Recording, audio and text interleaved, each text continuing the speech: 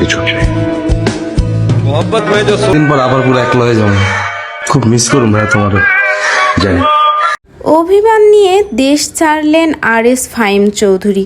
তবে কি আর বাংলাদেশে ফিরবে না আরএস ফাহিম চৌধুরী? হ্যাঁ ভিউয়ার্স, দেশের জনপ্রিয় কন্টেন্ট ক্রিয়েটর ও stunt rider RS Fahim Chowdhury মালয়েশিয়াতে চলে গেছে।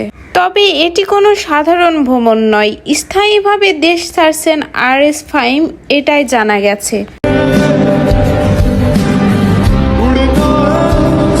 গত 5 আগস্টের কাহিনীর জন্য বিভিন্ন তর্ক বিতর্কের জন্যই আড়ালে চলে যান ফাহিম চৌধুরী। যদিও সামাজিক যোগাযোগ মাধ্যমে তিনি অ্যাক্টিভ ছিলেন, এ সময় তার ব্যক্তিগত জীবন নিয়ে বিভিন্ন মন্তব্য শোনা যায়। সবকিছু ছাপিয়ে এবার তার দেশ ছাড়ার খবর পাওয়া গেল। ফাহিমের ভেরিফাইড পেজ থেকে তার দেশ ছাড়ার ইঙ্গিত পাওয়া গেছে। এমনকি ফাহিম চৌধুরীর স্ত্রী মানজিয়াও লিখেছে ফাহিম দেশ ছেড়ে চলে যাচ্ছে। 19 ঘন্টা আগে পোস্ট করা একটা পোস্টে তিনি লিখেছে, জীবনে চলার পথে কেউ কষ্ট দিবে, কেউ বেইমানি করবে, কেউ বিশ্বাসঘাতকতা করবে, ভালোবাসার নামে অভিনয় করবে, বন্ধুত্বর নামে ব্যবহার করবে। হ্যাঁ, এটাই নিয়ম। যত তাড়াতাড়ি বুঝতে পারবেন তত ভালো থাকতে পারবেন। ফাহিম চৌধুরী যে দেশ ত্যাগ করেছেন এটা তার স্টোরিগুলো দেখলেই লক্ষ্য করা যায়। 27টা স্টোরির ভিতরে প্রথম স্টোরিতে আছে তার স্ত্রী ও মেয়ের সাথে একটা ভিডিও, এবং গাড়ির ভিতরে একটা ছবির সাথে লেখেন, আমি তোমাদের মিস করব।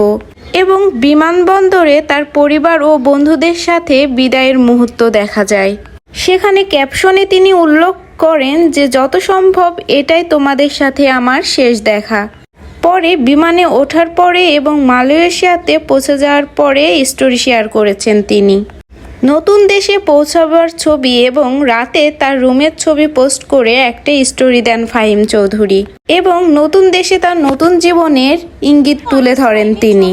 উল্লেখ্য, আরএস ফাহিমের জন্ম কুমিল্লা 14 গ্রামে। 1997 সালের 28 ফেব্রুয়ারি জন্মগ্রহণ করেন তিনি। বেড়ে উঠেছেন ঢাকার মোহাম্মদপুরে। সাইকেল স্ট্যান্ডিংয়ে ছোট ছোট ভিডিও দিয়েই তিনি ভাইরাল হয় এবং পরবর্তীতে বাইক স্ট্যান্ডিংয়ের মাধ্যমে তার জনপ্রিয়তা বৃদ্ধি পায়।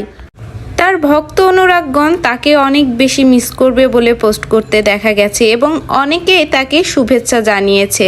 তবে আরএস ফাহিম চৌধুরী যে অনেকটাই অভিমান করে দেশ ত্যাগ করেছে তা স্পষ্টই বোঝা যাচ্ছে।